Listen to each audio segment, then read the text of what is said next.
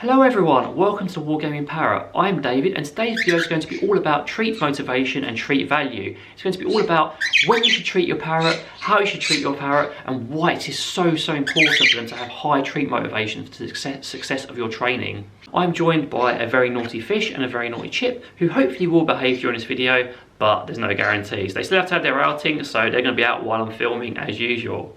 Before we start, I want you to talk about what is treat value, treat motivation. Treat value is basically how valuable a treat is to your parrot. It's like their favourite food. And treat motivation is how motivated they are to do something for you to get that treat. It's all related to positive reinforcement because you want to use the most motivating treat you possibly can to get your parrot to do what you want it to do and make it as successful as possible. As I'm going to cover later in the video, I want to say that treat value and motivation is the most important factor in training. It's one that's often overlooked.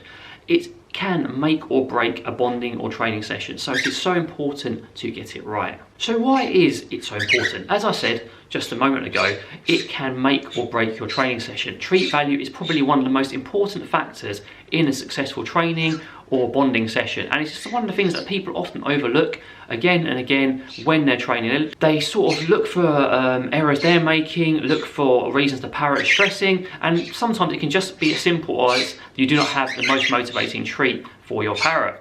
Now, one of the first places you want to look if your parrot isn't motivated for treats is their diet. For example, most of us use seed as a treat. For example, again, if I'm training my cockatiels, I will use millet or now sometimes hemp seed because those have high treat value for them. If that was in their diet, because they're on an all seed diet, why would they want to work for it? It's like if someone was to give you loads and loads of money, why would you want to work? You're getting it for free. It's the same for them. If you're getting your McDonald's or your pizza every day, they're getting their seed every day, they're just like, I'm getting it in my cage, why do I want to do this lovely, difficult behaviour for you?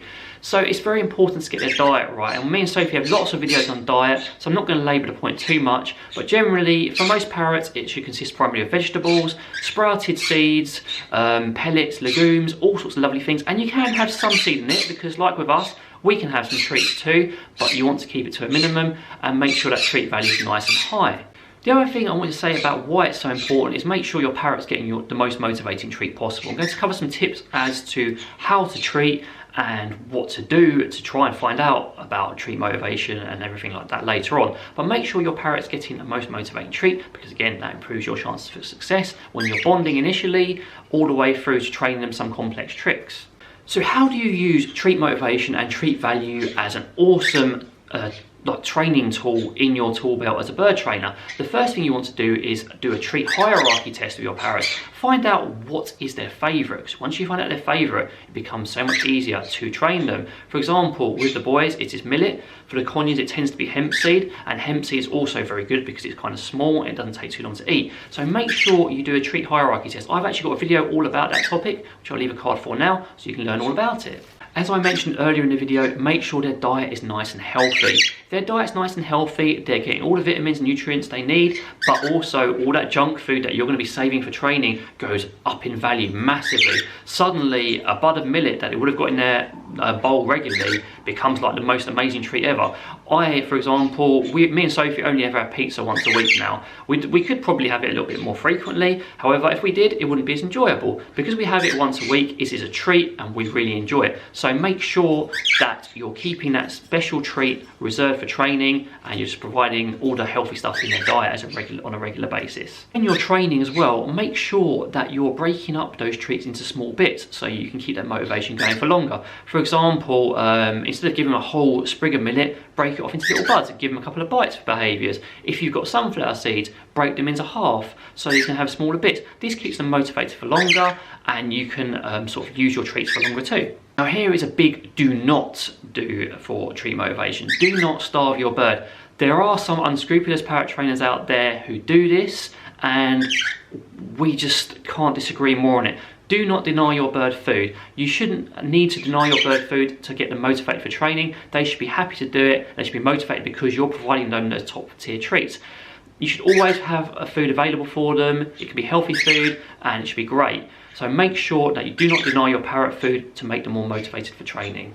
When you're treating your parrot, make sure you treat them straight after the behaviour. For example, if I was to ask fish to spin, I would want to give him the treat immediately afterwards. You can use a bridging stimulus, which is basically using a clicker or a verbal cue, for example, just clicking or saying good boy. That buys you a little time to get the treat out of your pouch or out of a little ramekin. So make sure those treats are on hand and you treat straight after. It's similar if you are training conditioned calm or any sort of other behaviours. Make sure you treat promptly and don't leave it for ages, because then they'll just be like, don't know what's going on. If you're a more advanced trainer and you're getting your birds to do lots of behaviours, you can use variable reinforcement, which basically means treating at different intervals. In this example, I may make fish do a spin, I may ask him to then wave, or what else? What else do you do? Just like a little nibble on my nose. I'll basically ask him for a whole series of behaviours and then treat him at the end of it. With this, you need to be careful, don't get frustrated, and it is something worth looking into.